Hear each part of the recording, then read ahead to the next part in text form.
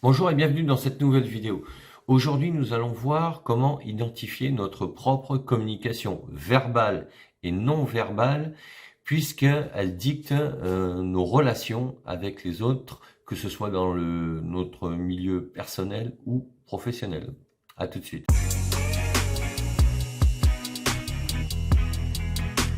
Nous allons voir donc comment connaître la communication verbale et non verbale. Alors on va commencer par une petite définition, la répartition entre communication verbale et non verbale. Qu'est-ce que la communication verbale? Qu'est-ce que la communication non verbale? Et on finira par une petite conclusion. Alors tout d'abord, la définition de la communication, c'est que la communication verbale est basée, elle, sur la langue. D'accord? La communication non verbale, ce sont tous les signaux qu'une personne émet de manière consciente ou pas d'ailleurs.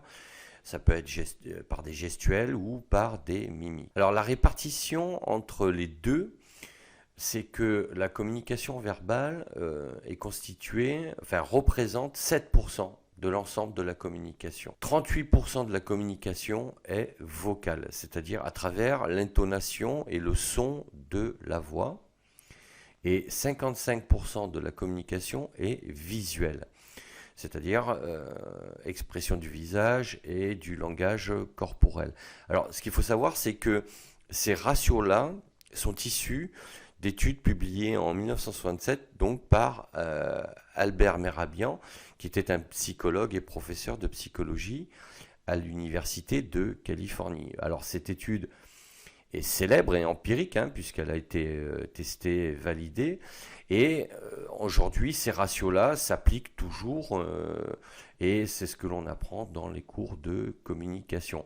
Donc on voit bien que la communication verbale est vraiment, j'allais dire, presque anecdotique, quoi. Que c'est vraiment la communication non verbale qui est la plus importante, avec quand même la communication vocale, et bien évidemment, mais que seule la communication verbale ne représente que 7%.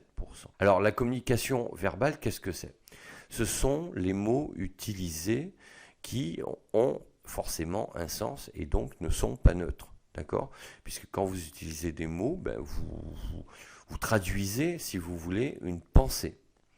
Donc ils n'ont pas forcément une signification unique et indiscutable, puisque un mot peut être, j'allais dire, interprété et perçu différemment en fonction d'un contexte de phrase et des autres mots avec lequel il est utilisé.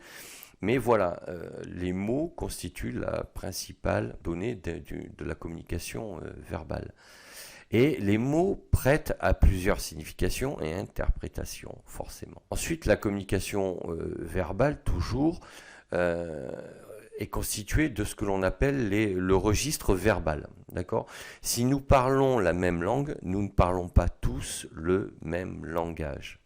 Ça veut dire qu'on va utiliser des registres qui nous sont propres, donc ça peut être des registres professionnels ou personnels. Donc c'est un héritage qui peut être aussi culturel, familial et ou professionnel. Donc, ça peut être aussi les deux. Donc ça va déterminer le registre de langage où nous trouvons les mots pour exprimer nos idées. Alors les différents registres verbaux, alors il y en a d'autres, mais là j'ai listé les principaux. On va retrouver le registre familier, le registre courant et le registre professionnel. Alors, le registre familier, c'est celui que l'on utilise au quotidien dans son environnement familial et personnel. Le registre courant, c'est celui qui est pratiqué par tout le monde, d'accord, qui sort du cadre personnel de la sphère intime.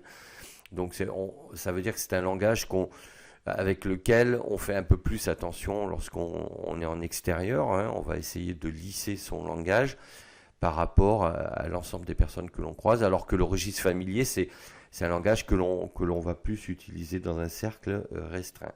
Et le registre professionnel, il est lié à notre environnement professionnel tout simplement, et il peut correspondre à l'utilisation de termes spécifiques et techniques. Alors les différents registres verbaux, d'accord, le registre familier, c'est le langage populaire avec des expressions qui peuvent être locales, comme l'argot par exemple, pour être beaucoup plus précis. Et le registre courant, c'est un mode de registre qui correspond au langage courant utilisé tous les jours, notamment dans le milieu professionnel, sans utiliser de termes spécifiques et techniques. Le registre professionnel, c'est le langage lié à une activité ou un métier. Donc c'est un langage technique, c'est le codage le plus marqué en communication.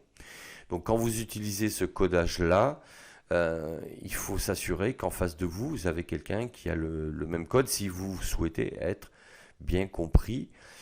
Sinon, ça va être un peu compliqué. Donc, si vous voulez trouver facilement le canal de communication de votre interlocuteur, autant utiliser le registre courant, quoi, le registre verbal courant. Alors, en communication non verbale, on aura tout ce qui est l'expression du visage, les postures du corps. Donc, c'est très important.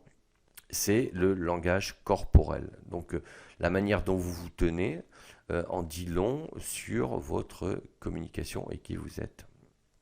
Le langage non verbal et le langage, c'est le langage paraverbal. En fait. Alors, on va avoir aussi le regard. Le regard est très important. Les gestes que vous allez faire, comment vous allez les utiliser. Donc la présentation vestimentaire participe à votre communication non verbale. Alors là aussi, ça participe au code que vous allez envoyer à vos interlocuteurs.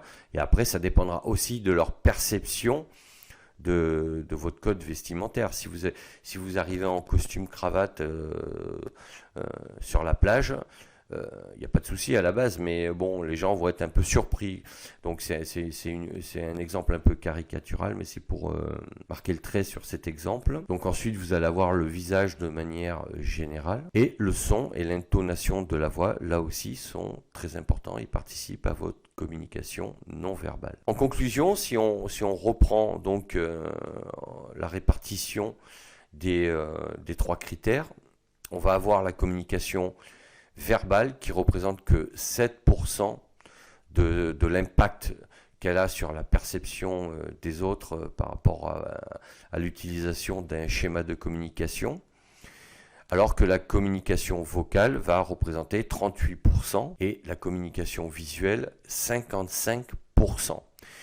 Et si vous voulez, l'objectif en communication, c'est de synchroniser les 3. Plus votre communication verbale, communication vocale et communication visuelle sont synchronisées, et plus votre message est, j'allais dire, puissant et perçu par vos interlocuteurs. Ça ne veut pas dire qu'il sera décodé de manière positive ou négative. Ça veut dire qu'ils entendront et comprendront bien votre message. Ça ne veut pas dire qu'ils seront d'accord. Il faut bien être clair sur les termes utilisés, les mots ont un sens. Mais voilà, la répartition se fait de cette manière et il faut le savoir puisqu'il y a cette expression qui dit « l'habit ne fait pas le moine ». Alors ça marche dans certains milieux, dans certains contextes. En revanche, dans la réalité, ça ne fonctionne pas dans tous les milieux professionnels et même personnels. Si vous êtes en décalage sur ce point-là de communication, vous serez mal perçu, on va dire, puisque vous serez complètement décalé. Voilà ce que je voulais vous dire sur les fondamentaux de la communication verbale et non verbale. Donc si cette vidéo vous a un peu plus éclairé, n'hésitez pas à mettre un pouce bleu vers le haut, à vous abonner à la chaîne, à cliquer sur la petite cloche pour être prévenu lors de futures publications.